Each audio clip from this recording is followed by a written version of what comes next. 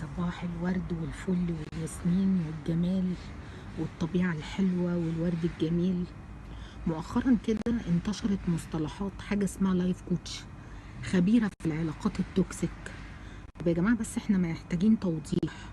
الناس دي خريجين كليات ايه؟ يعني هل هم دكاترة علم نفس بس تخصصوا في الجزئيات دي، في تحليل الشخصيات وبعدين بتدي للناس او بيدي للناس خطوات، 3 خطوات للتعامل مع الشخص كذا، لو ما نفذتيش خطوة فيهم هتبقي خسرتي كل حاجة.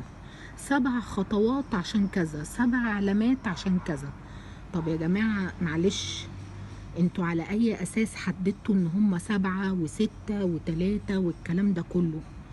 يعني انتوا علماء في علم النفس ولا في علم الاجتماع ولا انتوا ايه؟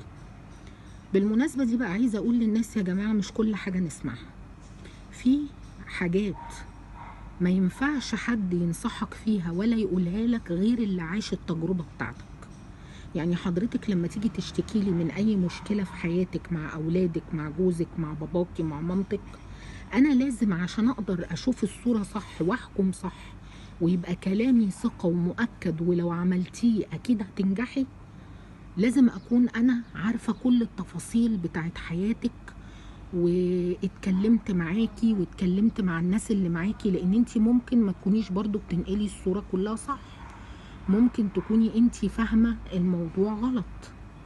فخدوا بالكم، لان في ناس كتير مشيت ورا مش عارف خبيرة مين والكلام ده كله، وفعلا المواضيع ما تنطبقش عليهم.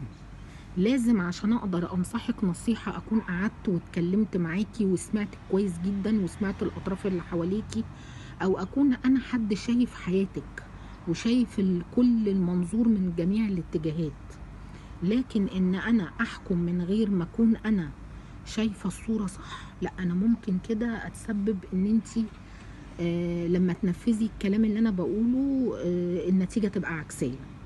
وارجع تاني اقول، انا عايزة اعرف الناس اللي بتدي نصايح 7 علامات و7 خطوات و3 حاجات مش عارف تعرفي منهم انك عايشة مع شخصية ايه، جابوا المعلومات دي من اي دراسات؟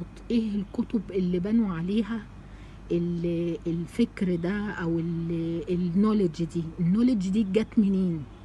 ارجوكوا بس عايزين حد يجاوبنا على السؤال ده، وكل واحد يطلع يقول او يكتب على البروفايل بتاعه انا لايف كوتش، يقول لنا هو ايه الشهادات اللي حصل عليها عشان، او اي كلية دخلها او اي دراسات عليا عملها او اي ابحاث قراها عشان يبقى لايف كوتش. وشكرا.